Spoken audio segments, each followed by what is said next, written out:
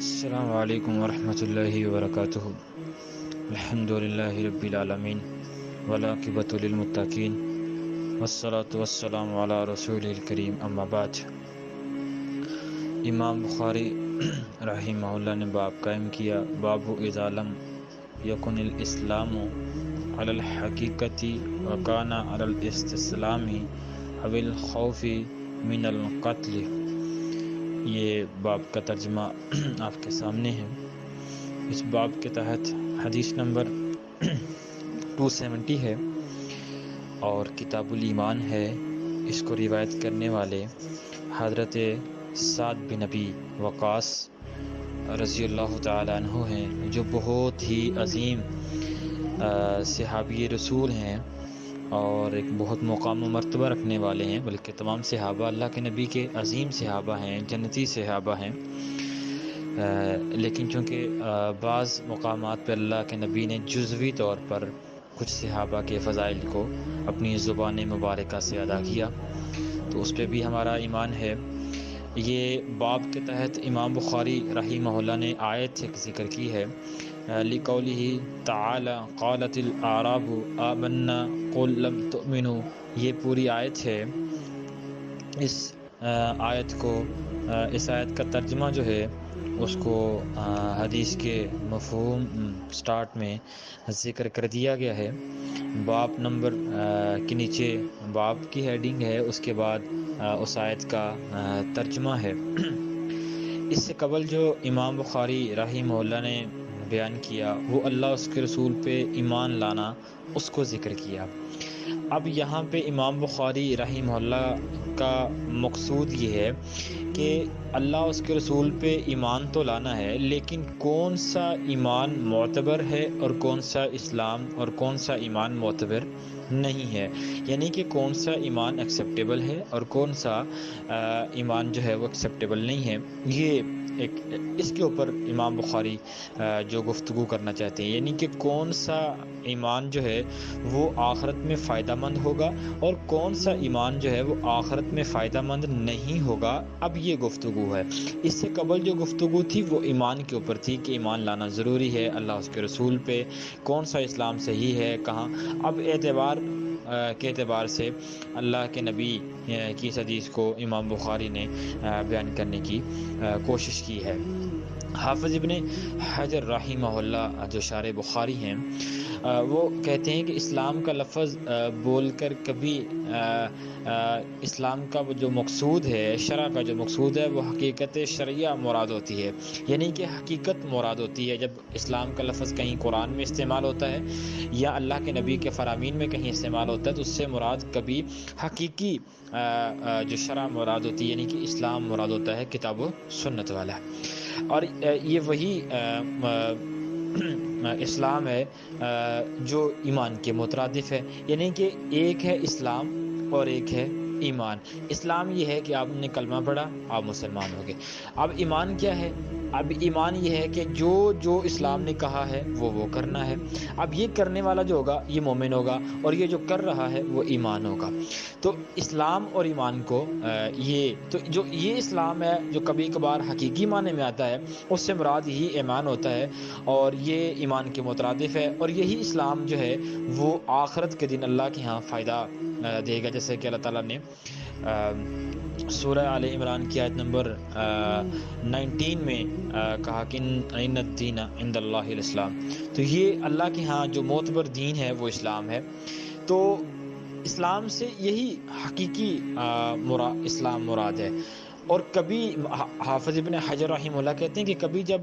اس میں لفظ اسلام بولا جاتا ہے تو اس سے مراد لغوی اسلام مراد ہوتا ہے، حقیقی مراد نہیں ہوتا۔ جیسا کہ یہ جو آیت امام بخاری رحمہ اللہ نے ترجمۃ الباب میں ذکر کی کہ عربی نے کہا، عرب کے لوگوں نے کہا، تو یہ یہاں پہ جو ایمان ہے، یہاں پہ جو اسلام ہے، یہ لغوی معنی کے اعتبار سے ہے، نہ کہ حقیقی معنی کے اعتبار سے ہے۔ اب اس میں جو باب کے اندر جو وضاحت طلب بات ہے وہ یہ ہے، یہاں پہ یہ بات بھی کہی گئی ہے کہ علی الحقیقتی، اب حقیقت سے مراد حقیقتی شریعہ مراد ہے،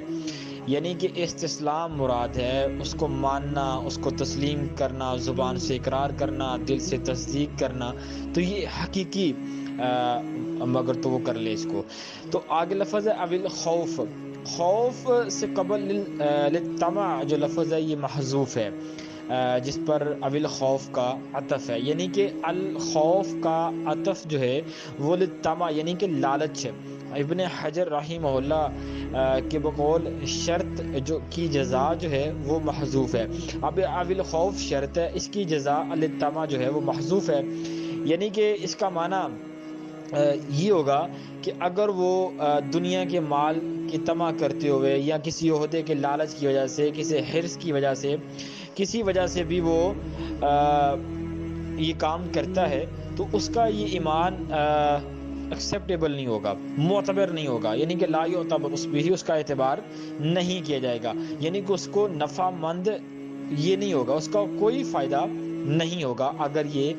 ظاہری طور پر دنیا کے لالچ یا قتل سے بچتے ہوئے اپنی جان بچانے کے لیے، اس کے اوپر لغوی اعتبار سے تو اطلاق ہو سکتا ہے، لیکن وہ حقیقت میں اس کو ہم مسلم نہیں کہہ سکتے، کیونکہ حقیقت میں مسلم وہی ہوتا ہے جو زبان سے اقرار کرتا ہے، دل سے اس کی تصدیق کرتا ہے۔ اب اس حدیث میں اس باب میں جو آیت ذکر کی، اس آیت کے حوالے سے ابن حجر رحمہ اللہ نے لکھا ہے کہ یہ آیت بنو اسلم کے چند افراد کے بارے میں نازل ہوئی تھی جو قحط کے سال مدینہ منورہ میں آئے اور آ کے اللہ کے نبی کے پاس شہادتین کا اقرار کیا، یعنی کہ اللہ اس کے رسول پہ ایمان لانے کا اقرار کیا، اور کہا کہ ہم اپنے بال بچوں کو لے کر آپ کے پاس آ گئے ہیں، تو ہم نے کبھی آپ سے کوئی قتال نہیں کیا، جنگ نہیں کی، آپ سے لڑائی نہیں کی، جھگڑا نہیں کیا۔ اب یہ آ کے وہ اپنی صفائیاں دے رہے ہیں، اور اصل میں ان کا مقصد تھا کہ جو اللہ کے نبی صدقات اور مال تقسیم کر رہے تھے اس سے مال لینا، کیونکہ قحط پڑا ہوا تھا، وہ مدینہ آ گئے، مدینہ میں مال تقسیم ہو رہا تھا، تو یہ ایک صورت تھی، ان کا مال حاصل کرنا یہ مقصود تھا۔ تو امام بخاری رحمہ اللہ کی رائے یہ ہے کہ یہ لوگ منافق تھے، ان کے دل میں ایمان نہیں تھا، ان پر اسلام کا اطلاق محض ظاہری انعقاد کی وجہ سے کیا گیا، یعنی کہ وہ جو لوگ مسجد میں آ کر جب وہ مدینہ منورہ آئے اور آگے نمازیں بھی پڑھنے لگ گئے، لوگوں کو ہو گیا کہ یہ مسلمان ہیں، لوگوں مسجد نبوی میں بیٹھتے، لوگوں کے ساتھ صحابہ کے ساتھ نمازیں پڑھتے، تو مسلمانوں جیسی باتیں کرتے، مطلب اب لوگ تو یہی سمجھ رہے تھے کہ یہ مسلمان ہیں، اور اب لیکن ان کا مقصد کیا تھا؟ مال کا حصول۔ لیکن یہ امام بخاری کی رائے ہے۔ ابن تیمیہ رحمہ اللہ اور امام احمد بن حنبل رحمہ اللہ کہتے ہیں کہ یہ لوگ مسلمان تھے، لیکن ذرا یہ نچلے درجے کے مسلم تھے۔ اب میں نے کیونکہ پہلے بھی کتاب الایمان کے سٹارٹ میں کہا تھا کہ مسلمز کی کیٹیگری ہیں، کچھ اعلیٰ درجے کے مسلمز ہیں اور کچھ درمیانہ درجے کے مسلمز ہیں اور کچھ نچلے درجے کے مسلمز ہیں، اور جنت میں بھی درجات اسی اعتبار سے اللہ تعالیٰ دیں گے، بہت اعلیٰ جنت میں جانے والے بھی ہوں گے اور اس سے کم درجے والے بھی ہوں گے، اس سے کم درجے والے بھی ہوں گے، لیکن جنتی تو جنتی ہوگا۔ خیر، ابن تیمیہ رحمہ اللہ اور امام احمد کی رائے یہ ہے کہ یہ مسلمان تھے اور لیکن نچلے درجے کے مسلمان تھے، اس لیے اللہ تعالیٰ نے یہ بات ان سے کہی۔ اب اس میں لم تؤمنوا یہ بات کہی گئی ہے، ابن تیمیہ رحمہ اللہ امام احمد کہتے ہیں کہ اس میں لم تؤمنوا جو ہے ان سے کمال ایمان کی نفی مراد ہے، یعنی کہ لم تؤمن مراد یہ نہیں کہ وہ مومن نہیں تھے، مسلمان نہیں تھے، بلکہ یہ ہے کہ ان کا ایمان کامل نہیں تھا، اعلیٰ درجے کا ان کا ایمان نہیں تھا، کیونکہ اس کے بعد کی جو آیت ہے، آیت نمبر الحجرات کی آیت نمبر 14 جو ہے، اس میں اس آیت کے بعد والی جو آیت ہے اس میں اللہ تعالیٰ نے کہا ہے اگر تم اللہ اس کے رسول کی اطاعت کرو گے تو اللہ تمہارے اعمال کو کم نہیں کرے گا، یہ اس کے بعد والی آیت ہے۔ تو ابن تیمیہ رحمہ اللہ، امام احمد حنبل رحمہ اللہ کی رائے یہ ہے کہ اگر یہ لوگ منافق ہوتے تو اس آیت سے تو معلوم ہوتا ہے کہ وہ منافق نہیں تھے، کیونکہ منافق کا تو کوئی عمل ہی قابل قبول نہیں ہے، تو پھر اللہ تعالیٰ نے ان کو یہ کیوں کہا کہ آپ اس کے رسول پر اطاعت کرو گے تو اللہ تعالیٰ آپ کے اعمال ضائع نہیں کرے گا؟ تو اس آیت کا ظاہر تو یہی بتاتا ہے کہ وہ لوگ مسلمان تھے لیکن اعلیٰ درجے کے مسلمان نہیں تھے اور وہ منافق بھی نہیں تھے، جبکہ امام بخاری رحمہ اللہ کی رائے ہے کہ وہ منافق تھے۔ اور جو لوگ ان سے منافق مراد لیتے ہیں وہ کہتے ہیں کہ ان کے دلوں میں شک تھا، شک و شبہ تھا، وہ محض مال کے حصول کے لیے آئے تھے، جیسا کہ اس کے بعد والی جو آیت ہے انما المؤمنون الذین آمنوا باللہ ورسول ثم لم یرتابوا، تو اس میں آیت نمبر الحجرات کی 15 جو آیت ہے اس سے معلوم ہوتا ہے کہ ان کے دلوں میں ایک شک تھا۔ تو ان تطیعوا اللہ جو کہا گیا ہے تو اس سے مراد یہ ہوگا کہ اگر تم دل سے ایمان قبول کرو گے، یعنی کہ جو منافق سمجھتے ہیں وہ کہتے ہیں کہ اس سے مراد یہ ان کو یہ کہا گیا کہ دل سے ایمان قبول کرو، کیونکہ وہ دل سے تو مانتے نہیں تھے، وہ تو محض لبادہ اوڑھ کے آئے تھے۔ تو یہ ان کو اس لیے کہا گیا کہ اگر تم دل سے ایمان قبول کر لو تو تمہارے اعمال میں کوئی کمی نہیں ہوگی۔ تو امام بخاری نے منافق کہا، اس لیے امام بخاری نے کتاب التفسیر میں ان کا ذکر منافقین میں کیا۔ آگے کتاب التفسیر میں یہی واقعہ امام بخاری منافقین، کتاب التفسیر میں ان کا ذکر منافقین میں کریں گے۔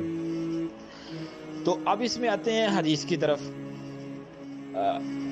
حدیث میں جو حضرت سعد بن ابی وقاص رضی اللہ تعالیٰ عنہ بیان کرتے ہیں کہ اصل واقعہ یہ ہے کہ نبی کریم صلی اللہ علیہ وسلم کے پاس مال آیا تھا اور آپ اسلام قبول کرنے والوں کی تالیف قلبی کے لیے، یعنی کہ جو نئے نئے مسلمان ہوتے ہیں ان کو ذرا مال اس لیے دیا جاتا ہے تاکہ وہ ان کا دل لگا رہے کہ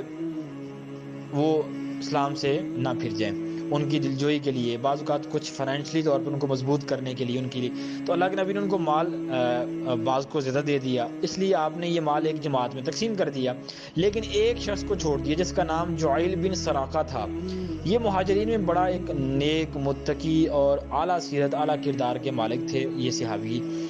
تو اس مجلس میں حضرت سعد بن ابی وقاص رضی اللہ عنہ تشریف فرما تھے، تو انہوں نے نبی کریم صلی اللہ علیہ وسلم سے کہا کہ آپ نے فلاں شخص کو تو چھوڑ دیا ہے، آپ نے سارا مال ایک جماعت کو دے دیا ہے، آپ نے فلاں نیک بندہ تھا، متقی بندہ تھا، مہاجر تھا، اس کو آپ نے چھوڑ دیا۔ تو اللہ کے نبی نے حضرت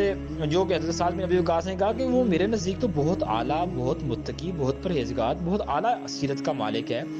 تو حضرت سعد نے اس پر 3 بار قسم بھی اٹھائی، کیونکہ نبی کریم صلی اللہ علیہ وسلم سے اس آدمی کی تعریف حضرت سعد بن ابی وقاص نے سنی ہوئی تھی، تو کہا وہ تو بڑا نیک آدمی ہے، کیونکہ ایمان کا تعلق دل سے ہے جس پر بندہ واقف نہیں ہو سکتا، اور اسلام کا تعلق کیونکہ ظاہر سے ہے اس سے انسان واقف ہو سکتا ہے۔ تو اس لیے اللہ کے نبی نے سعد سے کہا کہ آپ سے اسے صرف مومن نہ کہیں بلکہ یہ کہو، اللہ کے نبی نے جو اس کو کہا کہ میں اسے مومن گمان کرتا ہوں یا مسلم۔ یہاں مسلم کی جو لغوی معنی مراد ہیں، کیونکہ اسلام کا شرعی معنی مراد ہو تو یہ بہت اعلیٰ درجہ ہے، جیسے کہ حضرت ابراہیم اسلام سے اللہ تعالیٰ نے فرمایا کہ اسلم، تو گویا کہ اللہ تعالیٰ نے ابراہیم اسلام کو جس چیز کا حکم دیا وہ ادنا تو نہیں ہو سکتی، تو اس کے جواب میں اسلم تو یعنی کہ میں مسلمان ہو گئے رب العالمین۔ تو یہ جو آیت البقرہ کی آیت ہے 131، تو اس سے مراد یہ ایک واقعہ تھا، یہ وہی لوگ تھے جو آئے تھے، تو یہ منافق تھے یا مسلم تھے، اس کے بارے میں نے دونوں آراء پیش کر دی ہیں، امام بخاری کی بھی، اور امام بخاری اور ان کے نزدیک تو یہ منافقین میں سے تھے، اور امام احمد بن حنبل اور امام ابن تیمیہ رحمہ اللہ کے نزدیک تو یہ مسلمان تھے لیکن اعلیٰ درجے کے مسلمان نہیں تھے۔ تو اب اس باب کے مطابق تو بات سمجھ آتی ہے کہ جو بندہ ان چیزوں کے لیے لبادہ اوڑھتا ہے تو لغوی اعتبار سے تو اس کو مسلم کہا جا سکتا ہے، لیکن حقیقی وہ مسلمان نہیں ہے، اس کے اوپر وہ احکامات لاگو نہیں ہوں گے۔ تو اللہ ہمیں صحیح معنوں میں ایمان اسلام کے مطابق زندگی گزارنے کی توفیق عطا فرمائے۔